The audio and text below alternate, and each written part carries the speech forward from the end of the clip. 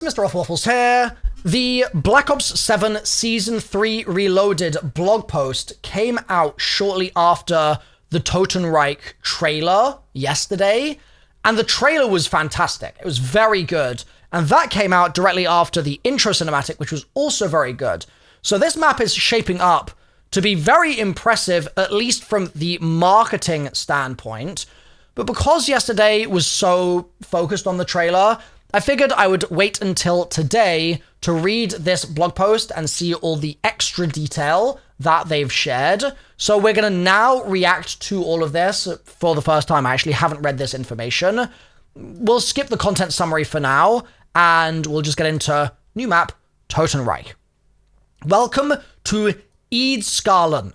Sorry about the reception committee, say the twins. This is our somewhere cold that they hinted we would be going. The time loop is broken, and following the Dark Heart's defeat in Paradox Junction, the twins transport the crew to a new destination, Eid Scarland, a Norse fishing village on a blustery, windswept coast that has been inhabited since the late Bronze Age. Historians have noted that the site has been occupied through the centuries, all the way to the age of Vikings and into modern times.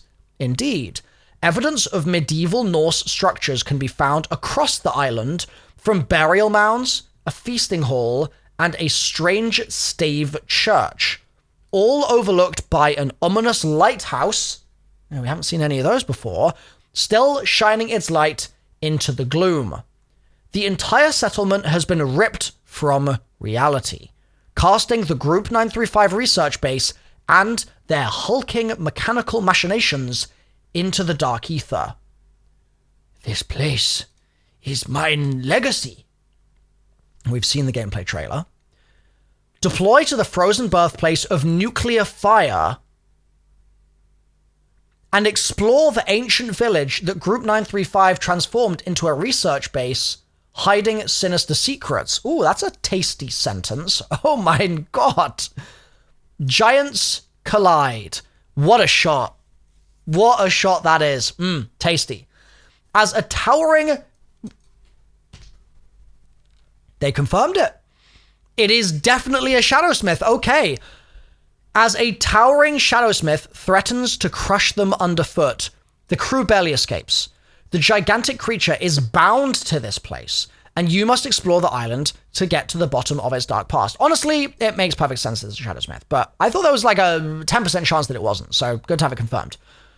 Uncover rickety pathways and use zip lines to cross frozen, icy waters as you navigate the island. We've got some more shots here of the space, and obviously we've got the giant that has been knocked over, which we saw in the intro cutscene, which I loved. I thought that was such a good moment. New enemy, Necropinser. What a name, okay. Tales tell of a doomed undead Viking warrior spirit, known to some as a Draugr, challenging invaders to vicious armed combat. It seems the presence and the sheer brutality of Group 935 have awakened an unnatural aberration that rises from the cold seas to aid in the protection of Eid Scarland. Said to be summoned by those followers of the old ways. Interesting. These frightening chimeras now attack on sight, perhaps driven mad after further experimentation by Group 935 itself. Followers of the old ways. Of the old story? Perhaps? A little bit of that? Maybe? Is that where we're going here? The Necropinser wields a trident, piercing and stabbing adversaries who venture too close, while throwing the weapon at more distant foes. With its giant crab claw in place of a left arm, the creature can also block incoming shots and use this pincer to slam and bludgeon. It's an enemy equally prepared for offense and defense. A relentless combatant, the Necropinser exemplifies the cold death awaiting those unable to stand up against its formidable aggression. Totenreich, new wonder weapon, Jotunn Star. Mastery badge is available for this weapon. There it is. Okay. Beautiful. He looks very angry. Forged when Odin ruled the sky and giants walked the land, this ancient lantern casts death-dealing fireballs and strikes down foes with a barbed iron chain. Are you worthy to wield it? This wide-sweeping melee wonder weapon can take on even the most cold-hearted of enemies, stealing their souls for use in generating devastating attacks. Stealing their souls? Ah. A Norse artifact fortunately hidden from 935's covetous hands by those on the island familiar with its myths and old ways, the Jotunn Star casts light and deadly fire. The fact that they've mentioned old ways, again, makes me think that that is a pointed, specific comment being made. Are we talking old ones? Are the old ways the followings of the old ones? Is that kind of the direction they're going here? What other old ways could we be talking about? With the Jotunn Star in hand, the wielder can attack enemies to inflict major damage. Striking them with up to 5 attacks in a row unleashes a deadlier hit, releasing an area of spectral energy on impact. Okay. So you need to use it to be able to get that AoE damage. Lantern Swing. A dexterous wielder can swing the weapon in front of them using the blunt instrument to drop advancing undead. Flame Charge. Zoom. The Jotunn Star drains the essence of creatures it eliminates, storing the energy within the weapon. This can then be stored to provide warmth. Oh! It's a heat source. And to enable the Flame Tendril and Flame Strike attacks. That's really interesting. Wait. Will this replace your dedicated melee weapon? Maybe? No, surely not. Surely not. But what if?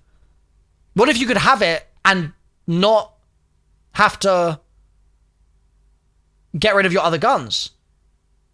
Because if it can work as a utility weapon, right? It would be really nice to not have to give up another weapon in order to have it. So, maybe?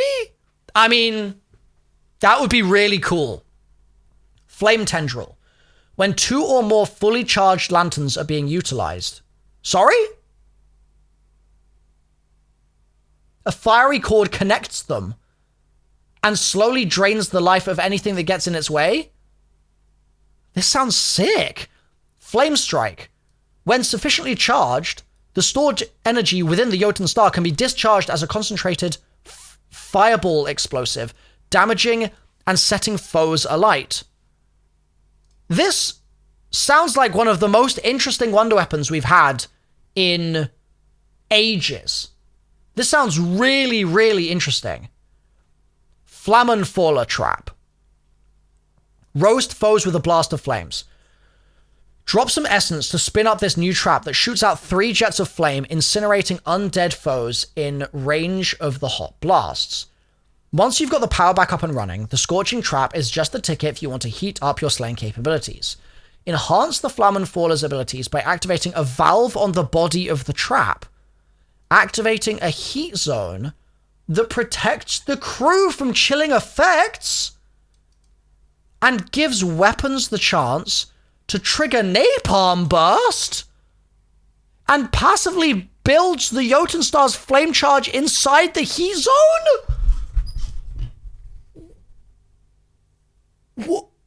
Whoa. Is this the first time a trap has ever had this kind of interaction before? Am I forgetting something? I'm trying to think if we've ever seen these sorts of unique trap interactions. Jimheim, thank you for the donation. Have I seen in the roadmap there was an axe shown? Does this mean God of War is coming to COD? No idea. Sorry, Jim, I haven't seen that yet, mate. But I appreciate the donation. But this, Jim, I'm sure you'll be as excited as I am. This seems very unique. I think this is the first time they've ever done this. And that sounds really cool. And the fact that it gives you charge on flame charge And that means that the energy stored in the weapon that can provide warmth and can then enable both of these attacks. That's cool, man. That's cool. Citadel had the oil trap with Molotovs. Fair. That's probably the closest we've ever been to it. I can't think of anything else. That's exciting. That's innovation. It's innovation. That's so good. Okay. A chill in the air. Eid Scarland is prone to bouts of extreme weather that will strike during special rounds. When this happens, the air chills and temperatures plummet, affecting every crew member's view and slowing you down unless you're able to get inside or secure some warmth. Keep your wits about you when this occurs, as lurking frost zombies emerge from the mists to attack in droves. Okay, the fact that that's only during special rounds might mean that this interaction of being able to store heat and stuff is actually a lot less cool than it otherwise would be. It's just going to be something we have to play, but I feel like special rounds are so frequently trivial, not in Paradox, I might say, but frequently they are trivial. That might mean that like a lot of these really cool features do end up just kind of being completed in 30 seconds by everyone just zooming through the special round. We'll see if that will be the case here, right? We will see. I kind of hope that the special rounds are not the only place where the frost shows up on the one hand, but on the other hand, the frost would be really annoying if it was there all the time. So maybe it being present in the boss fight would be cool. And then you're forced to deal with those mechanics in a more dynamic situation. Maybe? I think that could be pretty awesome. New main quest, rewards, and challenges.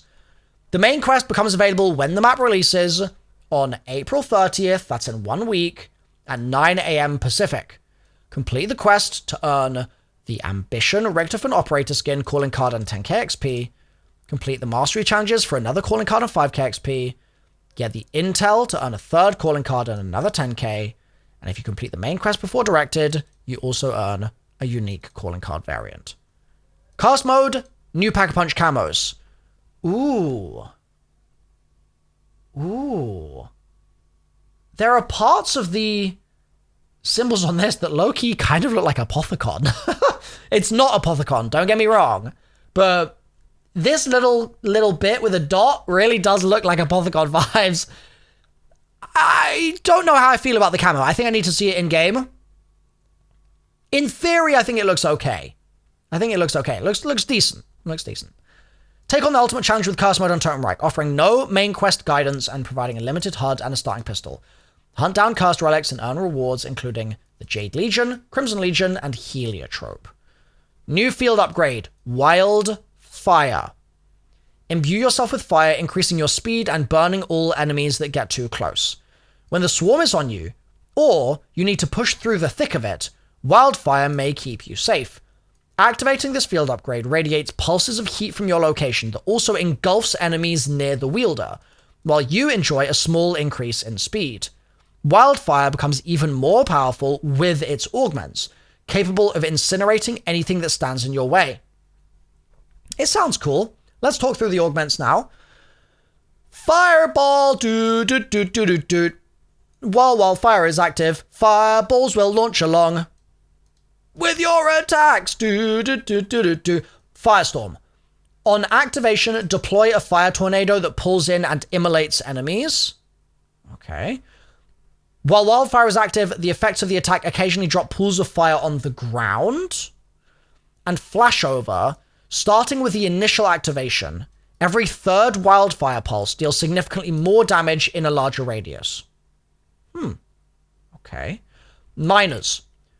Augments. Oxidizer. Increase Wildfire's duration. Simple. Backdraft.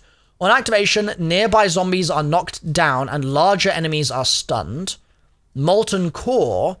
Enemies are dealt more damage the closer they get to you. And Heat Surge. While Wildfire is active, your movement speed is increased even further.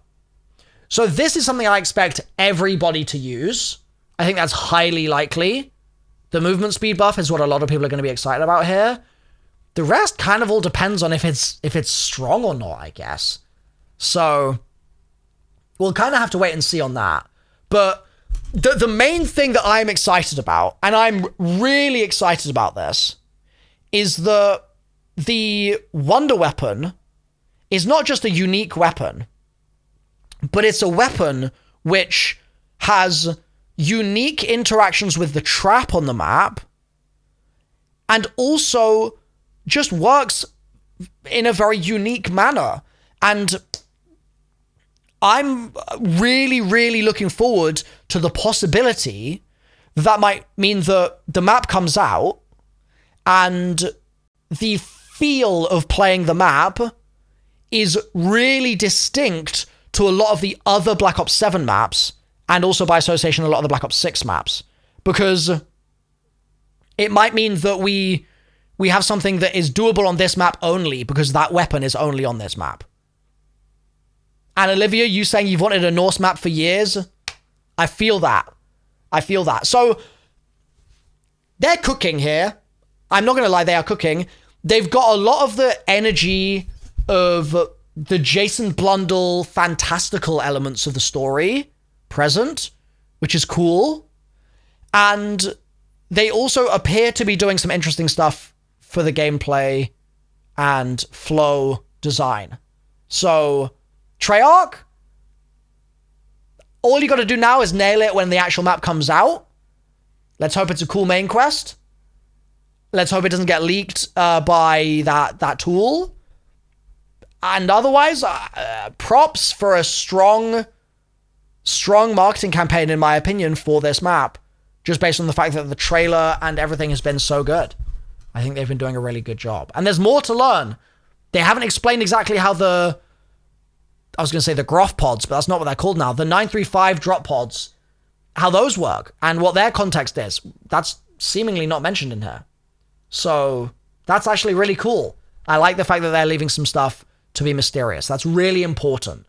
I think my only note probably would be if we could run this week back, I would post this blog post probably the day after the trailer or next week, early in the week, so that the trailer can breathe a bit and we can discuss and theorize, and then we can get some of these answers.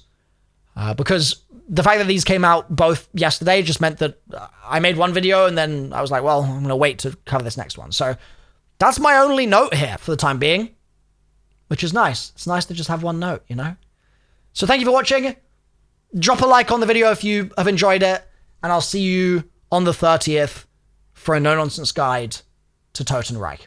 I'll see you guys there. Bye for now.